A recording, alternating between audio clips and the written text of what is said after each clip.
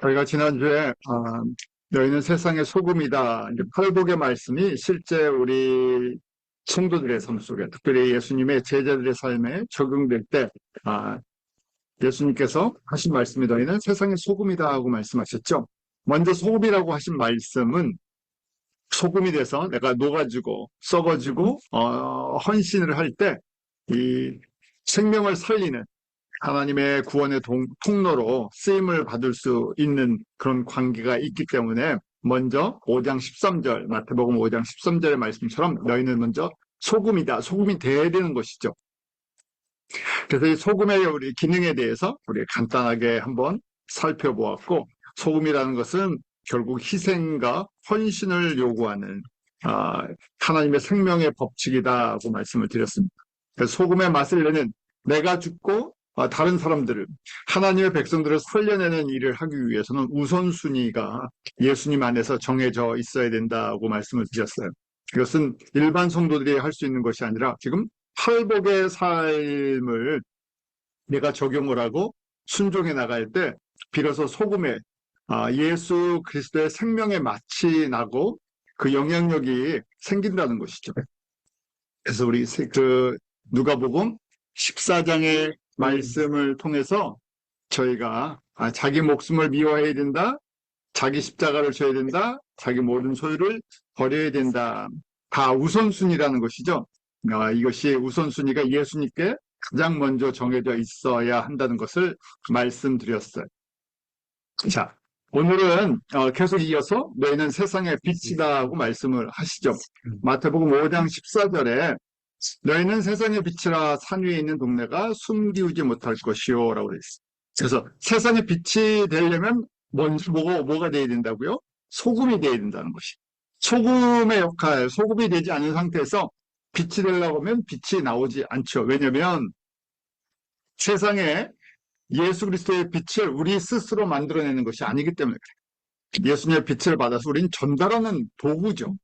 그래서 예수님의 빛이 언제 임하나? 나에게 내가 소금이 될 때 예수님의 능력, 성령의 기름 부으심, 하나님의 능력이 나에게 옷으로 덮여지기 때문에, 그래서 빛이 되려면 소금의 역할, 소금이 먼저 되는 과정이 있어야 된다는 거죠. 소금이 된다는 것은 우리 또 다른 얘기로 예수님의 속성을 전이받는다. 또 다른 얘기는 팔복의 성품이 열매 맺어졌다. 성령의 열매가 맺혀졌다는 얘기. 그러니까 예수님 많이 닮았다는 얘기. 이것이 우리 성도들이 누릴 수 있는 굉장히 귀한 말이죠. 저희가 서로 사랑하면 닮는다 그랬잖아요. 부부가 서로 사랑하면 닮는다 이런 표현 쓰잖아요. 마찬가지로 우리가 누구를 닮아야 돼요? 예수님을 닮아야 돼요. 예수님 닮으려면 예수님 사랑해요. 얼만큼 사랑해요?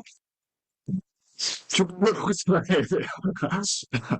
예수님을 죽도록 안지나 정말 서나 예수님 사랑하고 생각하면 닮아가게 됐죠. 그래서 저희가 그것이 소금이 되어가는 과정이에요. 소금이 되어간다는 건 성품이 닮았다. 참 신기한 거는 저희가 이제 자녀들이나 이 가족들을 보면 외모만 이 자녀들이 닮는 게 아니라 이 입맛도 닮고 성품도 닮고 좋은 걸 남겨줘야 되는데 닮아가요. 너무 기가 막혀요. 그래서 좋은 것도 닮고 나쁜 것도 닮죠. 안 닮았으면 하는 것을 닮는 것들을 보게 돼요. 그러니까 저희는 예수님은 어떻습니까? 예수님은 좋은 것만 갖고 계세요. 예수님은 사랑이다라고 표현되어 있잖아요. 그래서 예수님 우리 팔복의 이 삶을, 팔복의 열매를 한마디로 얘기하면 사랑이에요. 예수님의 사랑. 예수님의 사랑은 어떤 사랑입니까? 자기 자신을 죽기까지 주시면서 우리를 사랑하신 사랑이에요. 그래서 요한복음 12장 24절 하늘의 밀로 보여주셨죠. 십자가에서 직접 보여주셨어요. 우리 수준에 맞춰주셨어요. 그래서 예수님의 속성을 전이받는다? 소금의 단계 속에서. 그래야 예수님의 빛이 전달되기 때문에.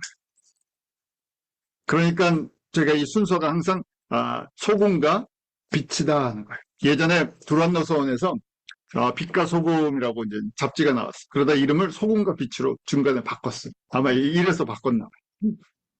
순서가 있기. 참. 예수님께서 이 세상에 빛으로 오셨죠. 우리는 그 예수님의 빛을 받아서 전달하는 사람들이에요. 예수님이 오실 때 이렇게 오실 것이다 하고 이사야가 증거를 합니다. 빛으로 오시는 거예요. 그런데 이것이 육신의 빛, 물질의 빛이 아니라 영혼을 깨우는 빛, 어둠에서 생명으로 옮기는 빛이죠.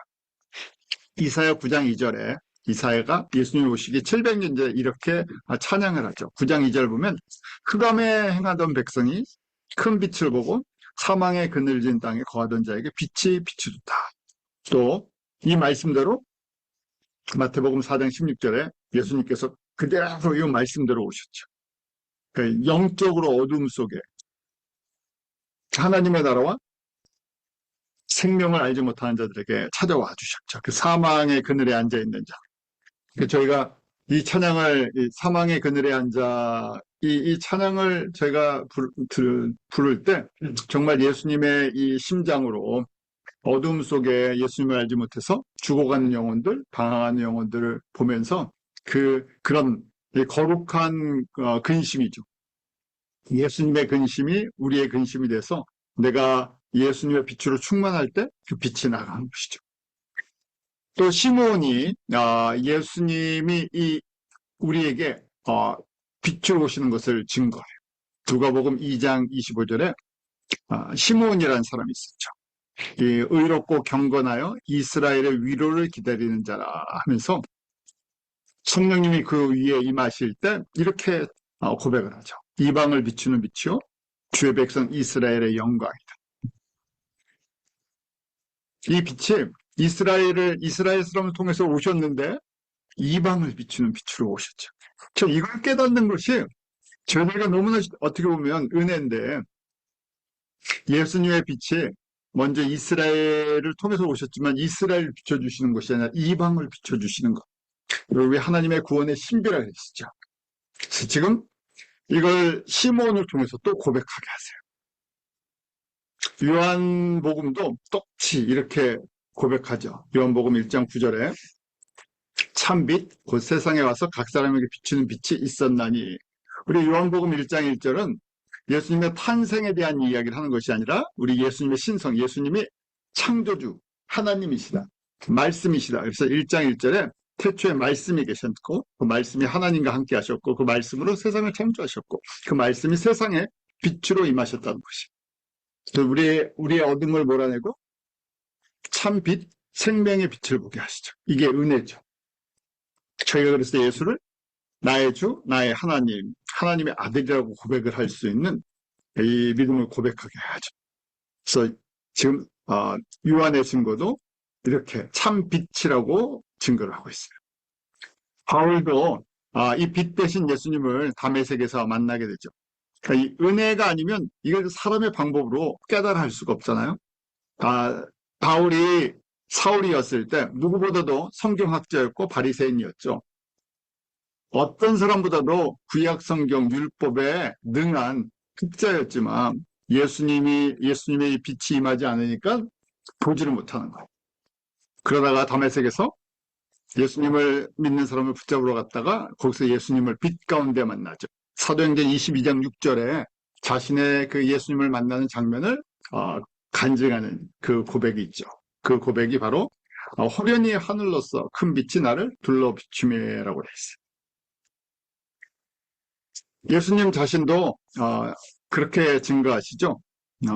요한복음 8장 12절에 예수께서 또 일러 가라사대 나는 세상의 빛이니라고 돼 있어요. 예수님의 증거, 바울의 증거, 이사야의 증거, 시몬의 증거, 많은 믿음의 사람들이 예수님을 참빛, 생명의 빛이라고 증거하고 이방을 비추는 빛이다. 저희들에게 가르쳐주고 있습니다. 자, 빛의 특성, 일반 빛이 아니죠. 우리가 일반 빛도 있고 지금 예수님의 빛, 하나님의 빛, 빛의 특성, 예수님의 성품이에요. 어둠이 없다고 돼 있어요. 어둠이 없다. 우리 일반 빛도 그렇잖아요. 형광등이나 이 등을 탁 켜는 순간에 어둠이 사라지죠. 마찬가지로 예수님은 24시간 365일 하늘과 땅 밑까지 비추시는 분이세요.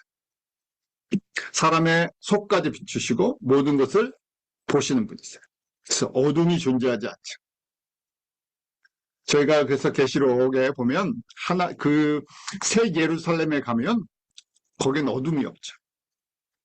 해와 달, 그 다음에 별의 빛과 비교할 수 없는 빛이 있어요. 그 예수님의 빛이죠. 또 전 우주를 비춘다 고 돼 있죠. 왜냐면 우리가 스스로 빛을 내는 것을 항성 스타라고 얘기를 했어요. 그러니까 태양을 통해서 태양계의 빛이 이 태양을 통해서 빛이 전달되죠. 그 범위가 있어요. 해의 영광의 범위, 달의 영광의 범위, 별의 영광의 범위가 있죠. 그런데 이 모든 것이 하나님의 영광의 일부분을 비추고 있어요. 제가 참 이 여행을 다니면 이 자연의 아름다움들을 보면서 놀랄 때가 있죠. 어떻게 이렇게 만들어졌을까 하는데 이 땅에 아무 대단한 영광도 하나님의 영광이 아주 극히 일부분. 그러니까 저희가 하나님의 영광을 어떻게 저희가 다 분별할 수 있겠어요. 그래서 이 빛은 어떤 특징이 있습니까? 허락하실 때, 은혜로 열어주실 때 볼 수 있다. 또 분량이 달라요. 열어주는 분량. 저희는 뭘 구해야 되겠습니까? 많이 열어주시다. 많이 열어주시면 너무 좋겠죠? 그게 은혜잖아요. 내가 보고 싶어도 볼 수가 없어요. 바울도 그랬죠. 사울이었을 때 예수님을 보지 못하니까 그 빛을 보지 못하니까 이해하지 못하고 예수님을 믿는 사람들 핍박하고 스데반을 죽이는데 앞장섰던 대표적인 인물이었어요. 그런데 반대로 율법적으로 볼 때는 짱 지혜로운 사람이죠. 가장 자기가 하나님을 잘 본다고 생각했던 사람, 전문가였어요. 그런데 그 열어주지 않으니까 인간의 수준으로는 율법적인 수준으로는 최고의 경지에 이르렀지만 하나님의 시각으로 봤을 때는 그것도 모르는 거예요. 저희가 하나님의 말씀을 사실은 공부를 하지만 하나님의 말씀을 안다고 조금 안다고요. 교만해지는 것만큼 어리석은 게 없죠. 그러니까 정말 하나님의 말씀을 안다 그러면 하나님 앞에 겸손할 수밖에 없죠. 그래서 저희가 배우면 배울수록 주님의 은혜를 구하고 겸손할 수밖에 없어요. 그래서 지금 바울도 점점점 그렇게 예수님을 만난 다음에 많은 고난이 있었지만 겸손해지죠. 만물의 주인 그 실체를 보면서 이 분별력이 생기기 시작. 동시에 이 빛은 사람의 그 마음과 동기까지 다 밝혀보시죠. 그래서 하나님은 사람의 중심을 보신다고 하시잖아요. 왜냐하면 그 능력이 있기 때문에 그래요. 저희는 사람을 잘 안다고 하다가도 사실은 사람을 잘 모르죠. 사람의 생각을 저희가 다 읽을 수가 없어. 그런데 하나님은 저의 마음과 저의 생각과 저의 모든 것을 비춰서 보고 계세요. 또 강력한 파워, 생명의 힘을 갖고 계세요. 시편 56편 13절 주께서 내 생명을 사망에서 건지셨습니다. 이렇게 찬양하죠. 예수님 앞에 있다는 것은 우리가 생명 가운데 있다. 아무리 주변에 사망의 음침한 골짜기를 다녀도 우리는 생명 가운데 있는 거예요. 그것이 바로 이 빛의 특성이죠. 빛이 임하면 임할수록 우리의 길, 방향, 우리가 어디로 가야 되는지 목적지가 분명해져요. 저희가 이 끝까지 이 예수님이 우리에게 이 생명의 빛으로 우리의 길을 인도하시는 빛으로 임하기를 항상 사모해야 되겠죠. 왜냐하면 비춰주시지 않으면 그때부터 혼돈이 오기 시작해요. 요새 이 말씀을 보면서 이 생각을 정말 많이 합니다. 왜냐하면 오늘까지 지혜 있다가 비춰주시지 않으면 내일이라도 길을 잃어버릴 수 있는 게 사람이에요. 그러니까 우리가 갖고 있는 지식이나 신앙의 경륜, 또 신앙생활에 했던 과거의 삶들, 물론 귀한 거지만 주님의 은혜 가운데 하루하루를 안 비춰주시면 우리가 또 넘어질 수 있는 존재고 또 잃어버릴 수 있는 존재죠.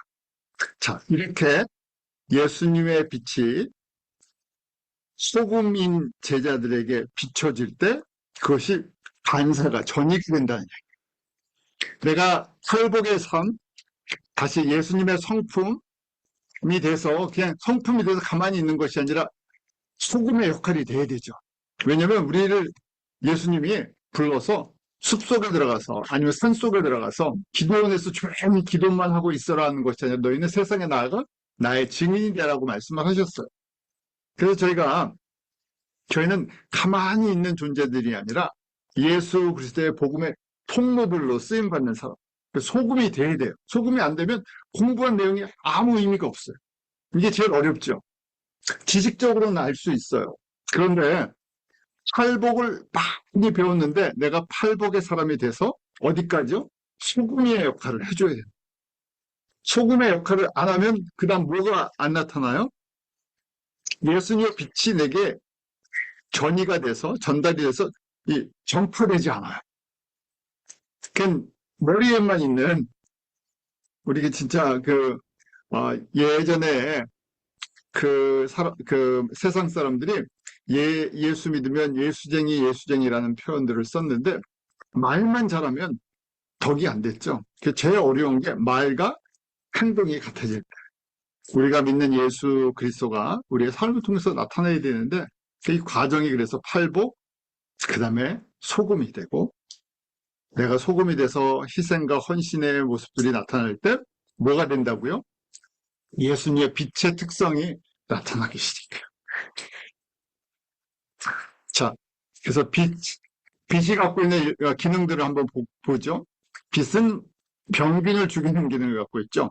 그래서 우리가 햇빛도 적당히 쐬야 된다. 너무 많이 쐬면 문제가 있지만 병균을 죽이는 예전에 어머님들이 이불 같은 거 바깥에다가 햇빛 좋을 때 말리시고 그랬었죠. 햇빛이 들어와는데 병균을 죽이는 거 마찬가지죠. 빛을 받으면 뭐가 쫓겨나가요? 어둠의 영들이 쫓겨나고 소리를 질러서 쫓아내는 거는 사실은 악몽이 우리가 소리를 크게 지른다고 무서워하겠습니까? 소리를 크게 지르는 게 아니라 뭐가 나가야 돼요?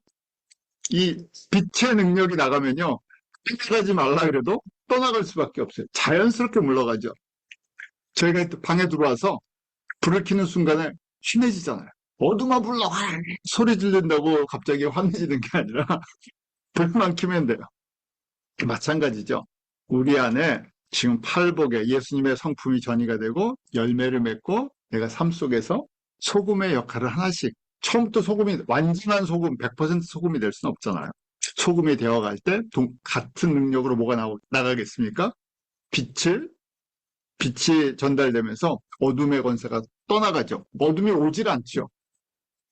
올 수가 없잖아요. 그냥 빛이 있으면 자연스럽게 어둠이 드러나기 때문에 오질 않죠.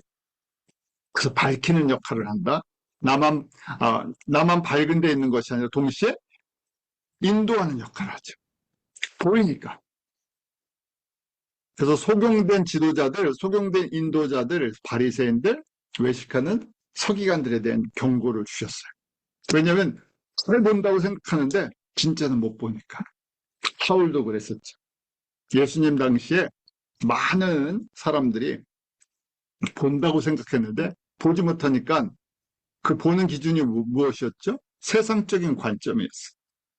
그래서 소경된 인도자다고 예수님께서 경고를 주셨는데 그것이 2000년 전 예루살렘에 있는 종교 지도자들만 그런 것이 아니라 교회의 역사 2000년 동안에 구약의 2000년 동안 아브라함 이후 2000년 동안 또 저 신약의 예수님 이후 2000년 동안 같은 역사가 반복될 걸 저에게 경고해 주시는 거죠.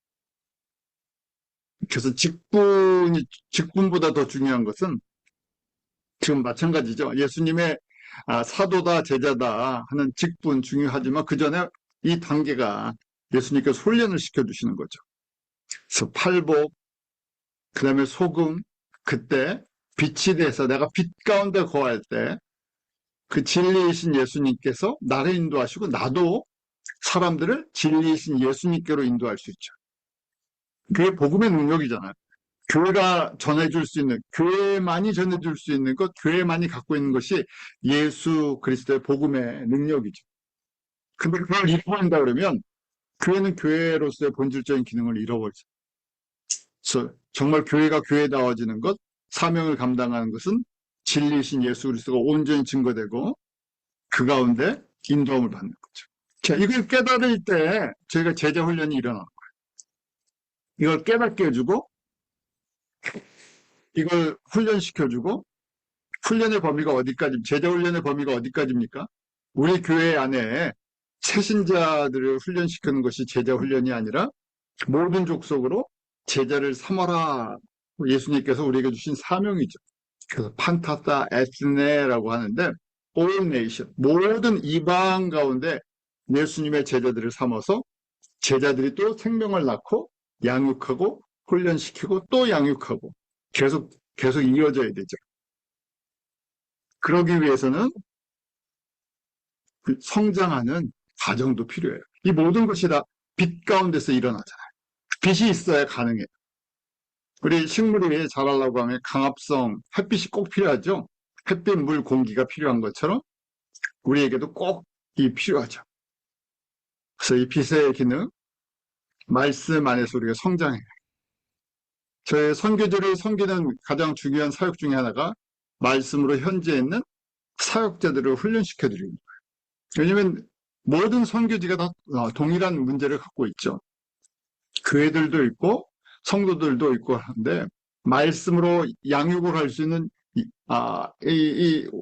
훈련된 사람들이 부족하기 때문에 저희가 많이 다른 사역들도 해야 할 많은 것들이 있지만 어떻게 효과적으로 제자 훈련을 시켜줄 수 있을까? 이 부분이었죠.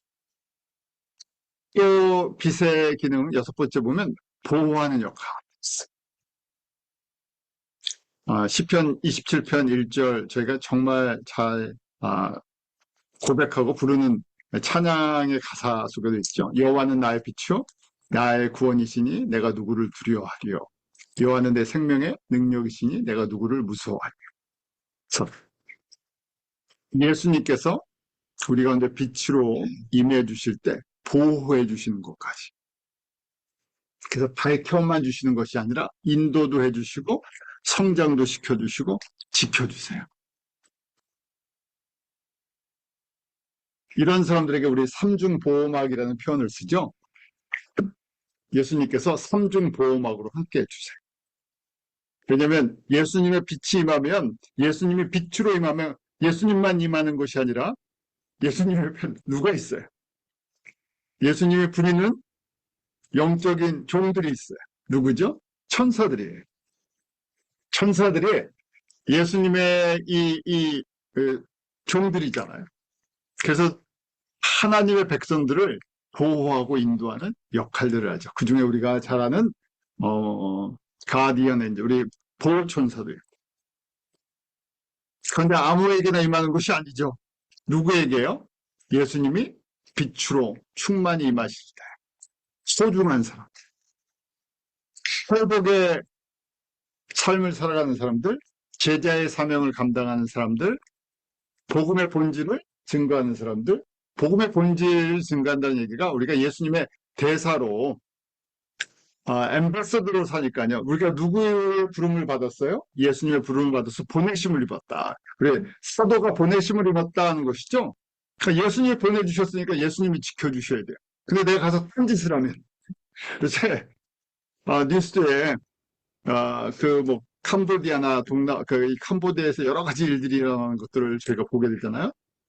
그래서 한국 사람을 보호해 줬어야 되는데 하는 얘기들을 듣게 되는데 저희가 예수님의 보내심을 받았는데 저희가 예수님이 보내신 목적을 잘 이루어요. 그럼 저희 신분이 뭐라고요? 하나님 나라 예수님의 대사들이에요. 그러니까 우리에게 경호원도 붙여주셔야 되고 우리만 보호해 주시는 것이 아니라 가족도 보호해 주셔야 되고 자녀도 보호해 주셔야 되고 우리 기업도 보호해 주셔야 돼요. 그래서 보호하는 능력이 있죠. 그래서 보호천사, 성령의 하엄검, 예수님의 보혈로 덮어주시는 삼중 보호막이 있죠. 이것이 빛의 기능 가운데 다 들어있는 거예요. 또 예수님은 진리의 빛이라고 되어 있죠. 시편 43편 3절 주의 빛과 주의 진리를 보내어 나를 인도하사 주의 성산과 장막에 이르게 하소서. 또 우리가 잘 아는 시편 119편 105절 주의 말씀은 내 발의 등이요 내 길에 빛이 나이다. 그러니까 저희가 어디를 가든지 두려워할 것이 없고 걸음걸음을 인도하시고 사람들은 앞을 못 보고 걷는데 저희는 어떻게 돼요? 보고 걷죠. 왜요? 주의 말씀 때문에. 그러니까 사실은 가장 큰 예언의 말씀은 뭡니까? 예수님이 다시 오실 것과 마지막 때 예수님이 모든 것을 심판하실 것이고 예수 그리스도 안에 있는 저희는 하나님의 백성들은 새하늘과 새 땅에 들어갈 것이고 그 다음에 또 뭐가 있어요? 예수님의 신부에 지금 이 팔복의 원리를 따라 세상의 소금과 세상의 빛의 역할을 감당할 때 무슨 영광이 있어요? 새 예루살렘에 들어갈 수 있는 영광이 있어요. 왜냐하면 새 예루살렘에 누가 들어간다고요?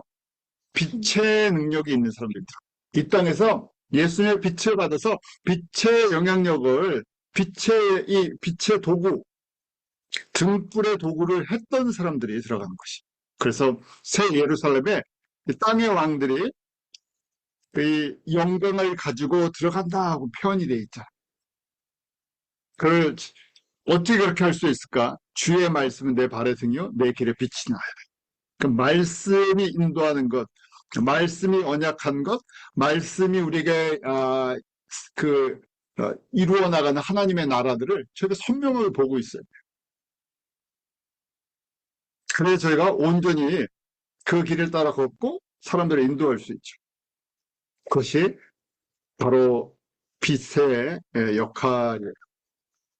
다시 이제 저희가 정리를 하면요. 빛의 역할을 하려면 같은 표현이에요. 근데 이렇게도 표현하고 좀 다르게도 표현하는 건데 빛의 역할을 하려면 먼저 성품이 누구의 성품으로 변화되어야 된다고요? 예수님의 성품. 그래서 신앙생활을 이게 우리가 왜 이 땅에서 내가 예수님을 믿고 30년, 40년, 50년 예수님을 따라가는 이 기간 동안 해야 할 것이 무엇인가? 첫 번째 나한테 적용되는 것은 그래서 먼저 외치는 것이 아니라 내가 회복의 삶, 예수님의 성품으로 변화되는 것, 성령의 열매를 맺는 것 같은 표현이에요. 성화되는 것, 성결되는 것. 왜요? 나가서 빛의 역할을 하려고. 나가서 소금의 역할을 해야 되니까. 썩지 않게 하고 생명을 줘야 되니까 내가 갖고 있는 내 옛 성품 갖고는 안 돼요. 하다가 항상 문제가 돼요. 아무리 좋은 성품, 그렇죠. 좋은 성품도 사실은 복이에요. 왜냐면 누가 나쁜 성품 갖고 싶은 사람이 많이 있겠어요.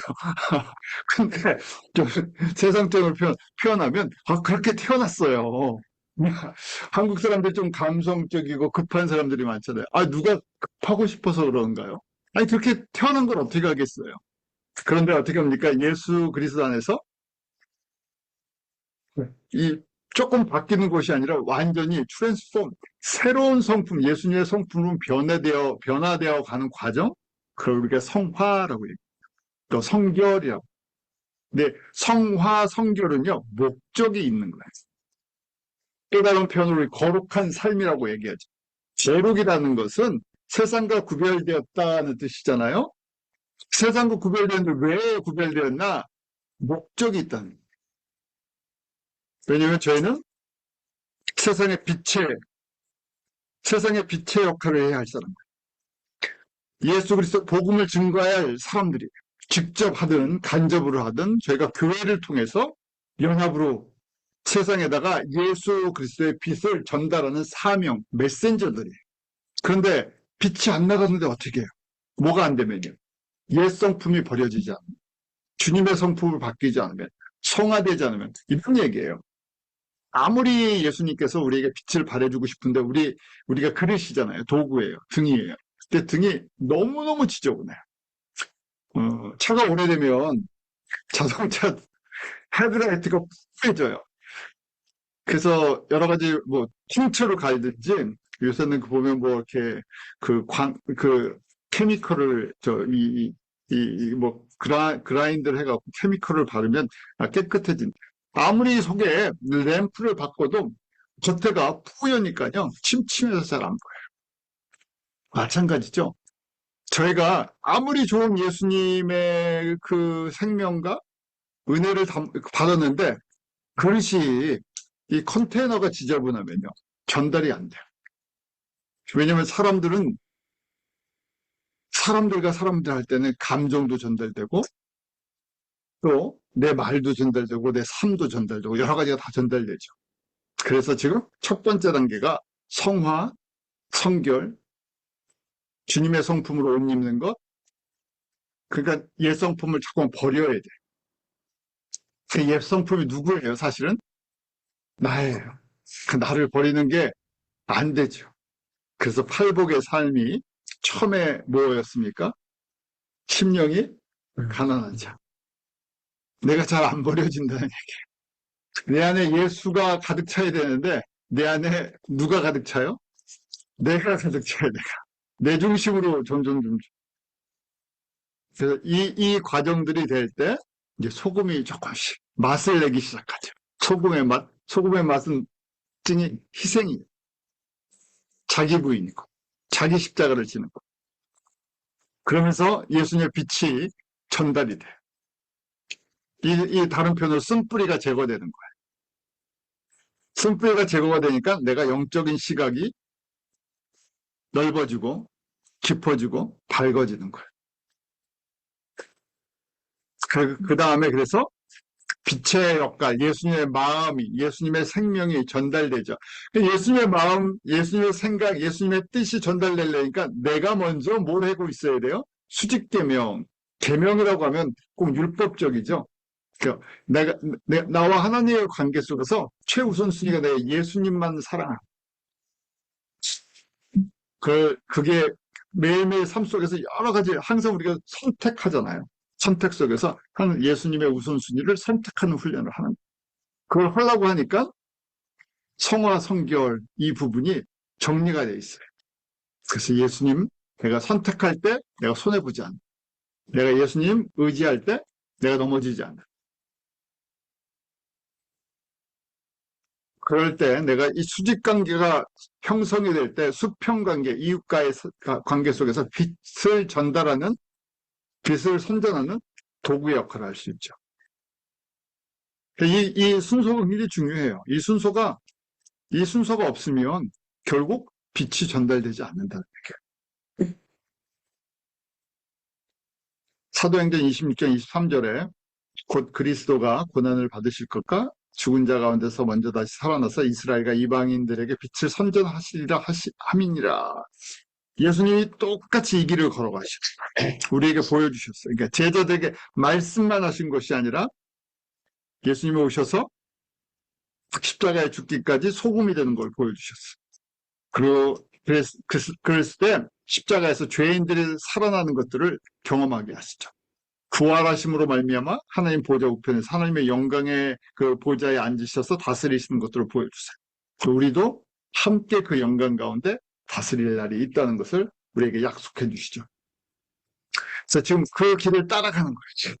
예수님을 따라가는 사람들이 예수님의 제자들이죠.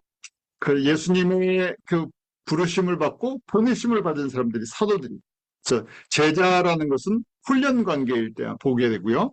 그 다음에 이 사명을 감당할 때, 사역을 할 때는 사도들이다 하는 것들을 한번 보게 돼요. 자, 이 과정 속에서 이제 세 번째는 우리 로마서 13장 12절, 14절처럼 빛의 갑옷을 입자. 옷을 입는 거예요. 빛의 갑옷을 입자. 로마서 13장 12절에 밤이 깊고 낮이 가까우니 그러므로 우리가 어둠의 일을 벗고 빛의 갑옷을 입자.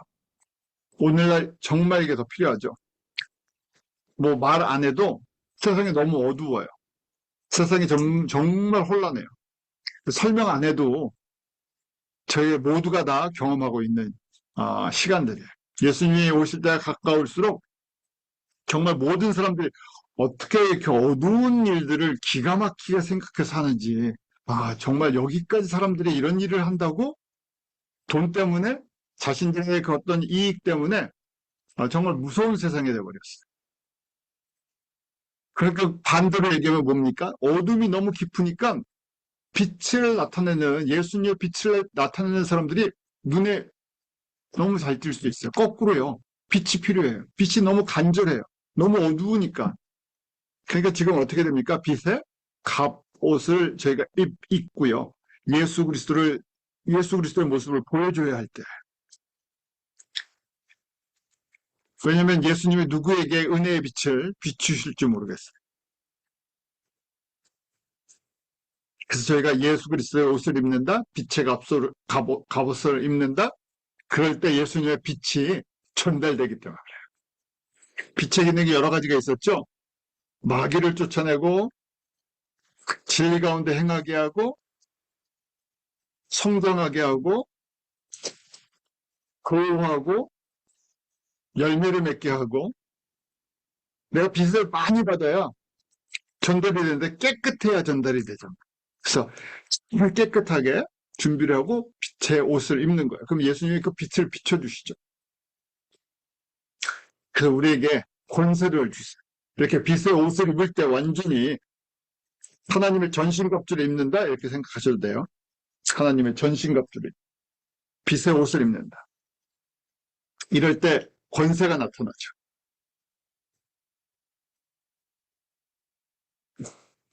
시편 97편 11절에 보면 의인을 위하여 빛을 뿌리고 마음이 정직한 자를 위해 기쁨을 뿌렸다. 누가 뿌려주신다고요? 예수님이 의인을 위하여 더 빛을 강하게 뿌려주세요. 왜요? 예수님이 영광 받으시니까. 저희가 나의 목적, 나의 유익이 아니라 예수님의 영광 우선순위라고 했잖아요. 예수님의 나라, 먼저 그의 의와 그의 나라. 예수님의 생각과 나의 생각이, 예수님의 마음과 나의 마음이 하나가 되는 것. 이걸 우리가 연합된다 그래요. 연합된다 그러면 어떨 땐 의미가 안 올 수 있어요. 영어가 훨씬 쉬워요. pleasing가. 하나님을 기쁘시게 하는 거예요. 하나님을 기쁘시게 한다는 게 뭡니까? 내 마음이 예수님의 마음에 합쳐졌더라. 예수님의 마음을 끌어내서 내 마음 수준으로 낮추는 게 아니라 내 마음을, 내 생각과 마음을 예수님께 맞춰드리는 거예요. 그럼 예수님 지금 무슨 생각을 하고 계실까? 예수님의 마음이 어디에 있을까? 거기에 우리가 맞춰드리는 거예요. 그 기도가 그거예요. 우리의 기도가 연락됐습니다. 그러죠? 그 우리의 기도가 어디 가서 해야 돼요? 보좌에 우리 지성소에 들어가서 예수님 보좌 앞에 서요. 보좌 앞에 가면 예수님이 지금 짱 깊게 관여하시고 역사를 움직이시는 기준이 있어요. 예수님이 지금 무슨 일을 하고 보좌에 가시면 우리가 지금 다 같이 보좌에 나갔어요. 예수님의 피를 의지하고 우리 여기 모이신 분들이 다 예수님 앞에 갔어요. 그럼 뭐 가서 보고 싶고 뭐 외치고 싶고 뭐 듣고 싶으세요? 예수님의 생각이 무슨 생각? 예수님의 관심이 어디에? 그래서 예수님의 관심이 어디에 있어요? 다 가르쳐 주셨어요. 이방 가운데 죽어가는 하나님의 자녀들을 보고 있어요. 그래서 이 천국 복음이 모든 민족 가운데 증거되기 위해 전파드리니 그제야 끝이 오리라고 말씀하시죠. 마태복음 24장 14절. 내가 다시 올 때까지 그 일을 치겠다는 거예요. 그 복음이 계속 흘러가요. 한 민족에서 다른 민족으로, 한 나라에서 다른 나라. 그래서 어디로 흘러가나 우리가 보고 있는 거예요. 그래서 선교지를 저희가 보게 돼요. 복음이 어느 쪽으로 흘러가고 있어요. 예수님의 관심이 거기에 있으시기 때문에. 다시 오실 때까지 희어져 추수하는 밭을 보게 하세요. 예수님 보좌 앞에 가서 예수님이 무슨 말씀을 하실까 한번 들어보세요. 그 일을 위해서 내가 십자가에 죽고 부활해서 그 다음에 복을 주기 원하세요. 천국의 영광과 이렇게 큰 하나님의 나라와 영광을 나눠주고 싶으세요. 누구에게요? 나와 마음이 같은 사람들에게. 나의 신부들에게. 그러니까 그걸 가만히 예수님이 원하시는 것을 제가 그 보좌 앞에서 듣고 있는 거. 그래서 내가 듣고 깨닫고 알겠습니다 하는 게 연합된다는 거예요. 내가 그렇게 순종하면서 살겠습니다. 그렇게 쓰려고 하니까 이 과정이 필요해요. 이 과정이 없이는, 왜냐하면 예수님께서 직접 빛을 스스로 발하실 수 있으세요. 예수님의 빛이니까 예수님의 빛이 임하면 어둠의 권세가 떠나가요. 사망의 권세가 떠나가요. 생명의 능력이 임해요. 근데 그걸 누구를 통해서 비추게 하시겠다는 거예요. 스스로 하실 수 있는데 하나님의 자녀들을 통해서 교회라는 이름을 가지고 내가 너희를 하나님 아버지가 성부 하나님께서 나를 이 땅에 보내신 것처럼 나는 너희를 보낸다고 하시잖아요. 그걸 하고 싶으셔서 지금 역사를 움직이고 계세요. 그래서 저희가 그게 연락된다는 거예요. 아, 예수님이 이 일을 하기를 정말 원하시다.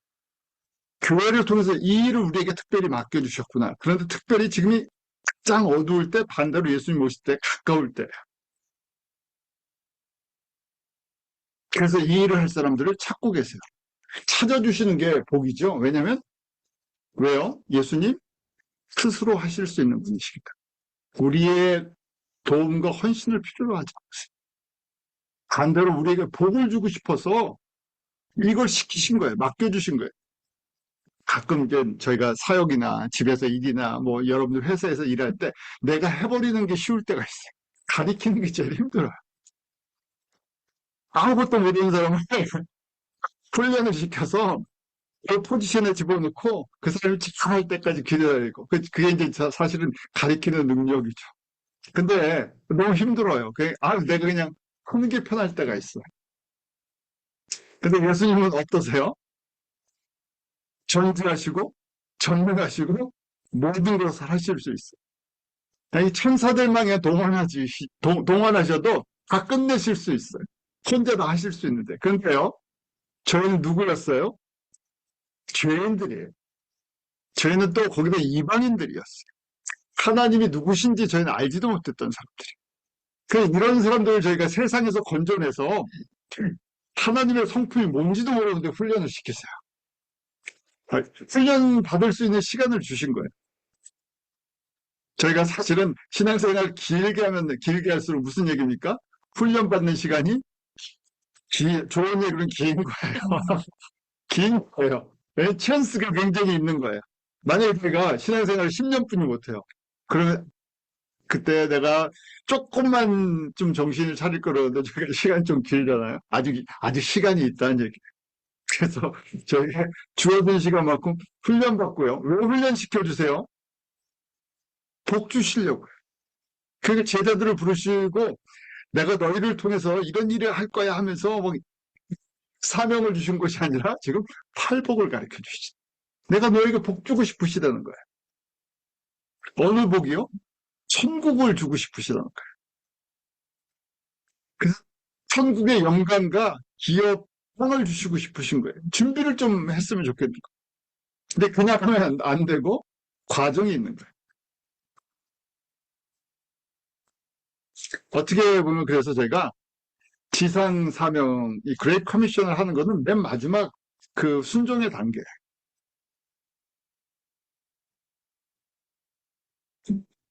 저희가 이 과정, 예수님을 닮은 예수님의 이 성품이 우리 가운데 전달돼서 열매를 맺는 팔복의 삶이 되어가고 내가 예수님의 그 헌신과 희생처럼 내가 소금이 되어갈 때 그때 자연스럽게 빛의 자녀로서의 권세 예수님이 거기에 빛을 더 넣어주세요.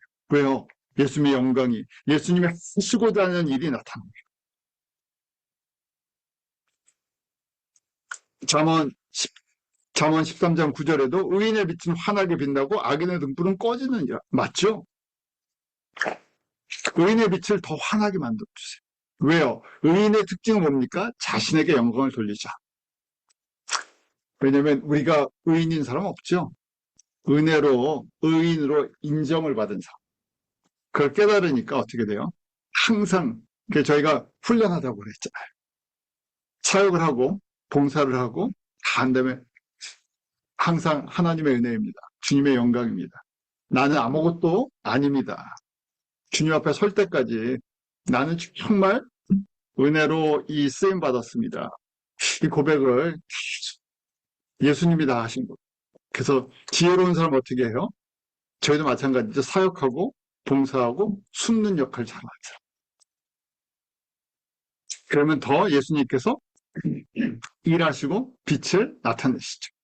우리 잠언 4장 18절 의인의 길은 돋는 햇볕 같아 점점 빛나서 원만한 광명에 이르거니와 또 우리 데살로니가전서 5장 5절 너희는 다 빛의 아들이요 낮의 아들이라 우리가 밤이나 어둠에 속하지 아니하나. 그 어둠에 속한 사람들은 예수님이 다시 오시는 것이 밤에 도적같이 임할 수 있지만 저희는 빛 가운데 있으면요. 그 나이가 그 시는 알 수는 없지만 예수님이 오실 때 시즌을 저희가 깨달아서 준비할 수 있죠. 그냥 사모한 거.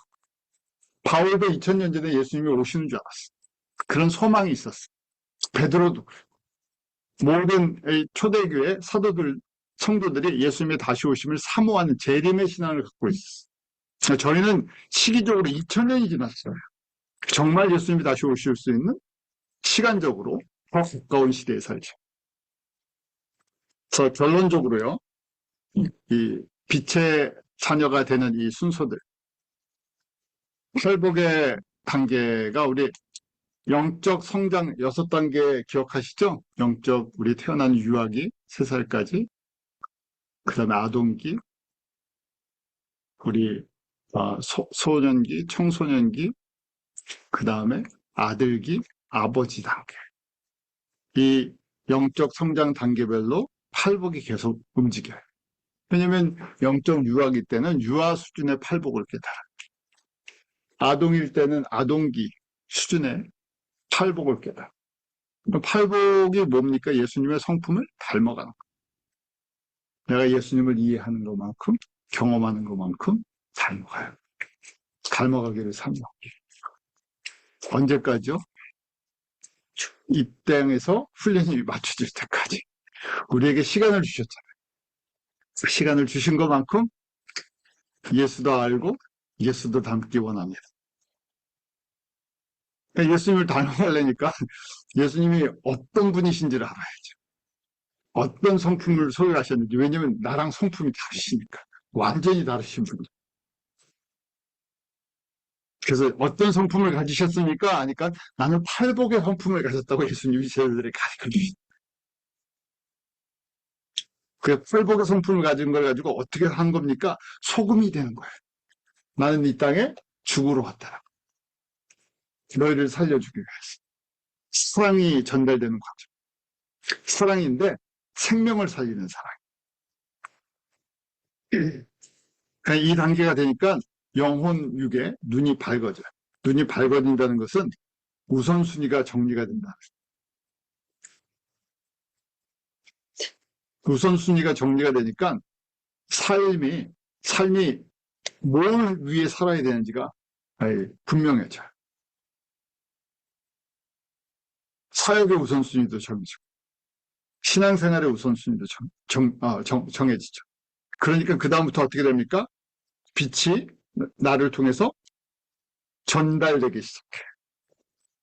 그 성령의 능력을 받아서 전달이 되죠. 어둠을 쫓아내는 능력, 생명을 살려내는 능력, 성령의 열매를 맺으면서 예수님께 특별한 은혜를 베풀어 주시는 걸 경험. 저희들 다 예수님의 은혜를 경험하시잖아요. 정말 나만 특별히 사랑하신다는 걸, 좀 이상하지만요. 정말 저를 특별히 사랑하시는, 저희 가정을 특별히 사랑하시는 걸 체험하게 되죠. 조금 표현으로 치면 예수님이 편애하시는 거를, 편애하시네 하는 것들을 경험하기 시작해요. 편애한다고 느껴지시죠? 예? 왜 편애한다고 느껴지시냐면 사랑의 관계가 돼요. 내가 예수님이랑 사랑의 관계가 되니까 내가 더 사랑하는 게 아니라 예수님이 나를 얼만큼 사랑하시는지를 알게 되니까 아주 정말 사소한 것까지 예수님이 책임져 주신다는 것들을 알기 시작하는 거예요. 자, 이러니까 어떻게 돼요? 예수님의 빛의 도구가 돼서 예수님이 나타나십니다. 이 단계가 안 되면 예수님의 사역을 저희가 교회에서 복음을 위해서 사역을 한다고 하는데 예수님의 영광이 안 나타나고 누구의 영광이 나타나겠습니까? 사람의 영광이 나타날 수 있고 뭐 단체의 영광이 나타날 수도 있죠. 그래서 예수님이 이렇게 이 단계가 돼야 예수님의 영광이 온전히 나타났어요. 그러니까 예수님의 영광이 나타나니까 어떻게 했어요? 더 부어주시는 거죠. 근데 내가 부어주니까 사람의 영광이 나타나요. 그럼 어떻게 해야 돼요? 예수님 막아버리셔야 되겠죠. 이거 잘못된 길로 걸어가니까. 그래서 사람의 영광이 나타나는 것은 은혜가 아니라는 얘기예요. 그래서 예수님의 영광이 나타나는 거죠. 그럼 저희가 이렇게 해서 5장의 내용들 순서대로 팔복, 너희는 세상의 소금이다. 너희는 세상의 빛이다. 이 순서대로 저희가 묵상하시면서 이렇게 주님 앞에 쓰임받는 은혜들을 바라보시기 바랍니다. 기도하겠습니다. 하나님 참 감사합니다. 저희들 정말 예수님을 알지 못하던 나라에서 태어나고 생활하다 주님의 은혜로 부르심을 받고 하나님의 은혜를 깨닫습니다. 저희들 예수 그리스도의 은혜와 사랑 가운데 거하게 해주심을 감사합니다. 특별히 주님 오실 때 가까운 이 시대에 모든 것이 혼란과 어두움 속에 있을 때 하나님의 말씀 속에서 저희들 깨어있게 하시고 분별하게 하시고 지혜롭게 하시고 우리의 속사람이 날마다 예수님의 팔복의 그 성품으로 새로워지는 능력을 있게 하여 주시옵소서. 묵상하는 은혜가 임하게 하시고 닮아가게 하시고 나를 위해 살아가는 것이 아니라 예수님을 위해서 소금의 역할을 저희 감당할 수 있는 그런 자들 되도록 은혜 베풀어 주시옵소서. 아버지 하나님, 저의 이름과 저희 영광을 위해서 저희가 섬기고 봉사하는 것이 아니라 오직 예수 그리스도의 이름과 영광이 나타나기로 합니다. 그렇게 우리 한 가정 한 가정 한 분 한 분 사용하시고 저희가 섬길 때 예수 그리스도의 영광이 모든 민족 가운데 비춰지게 하여 주시옵소서. 예수님의 이름으로 기도합니다. 아멘.